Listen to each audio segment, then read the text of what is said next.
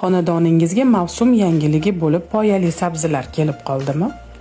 Yashil qismini tashlab yuborishga aslo shoshilmang. Negaligini videoni oxirigacha ko'rsangiz bilib olasiz. Ildiz mevasiga nisbatan poya qismi 500 barobar darmondoriga boy ekanligini bilasizmi? Ayniqsa yoshartiruvchi A va C vitaminlariga juda boy, bu esa ko'z nurini ravshan qiladi. Kaliy, kalsiy, boshqa qator minerallarni o'zida saqlaydi. Birinchi navbatda kamqonlikda davo bo'lib, yurakni mustahkam qiladi, qon bosimini mo'tadil ushlaydi va bosh og'rig'idan xalos qiladi. Xavfli o'simtalarni susaytirib, suyaklarni mustahkamlaydi. Buyrakka koni foyda, bu degani qandli diabetda davodir.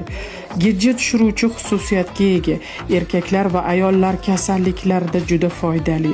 Ko'z nurini tiklaydi, immunitetni mustahkamlaydi. Har kuni uni choy kabi damlab 2 mahal ichib yurish tavsiya etiladi.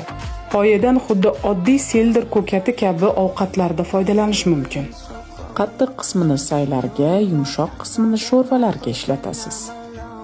To'g'ralgan holatda muzlatgichda saqlab, yil bo'yi ishlatib yurish mumkin. Yana bir usul to'g'rab quritilgan holatda saqlash. Faqat xona haroratida quyosh nuri tushmagan holatda quritib olish lozim bo'ladi. Videoga like bosib, obuna bo'lishni unutmang.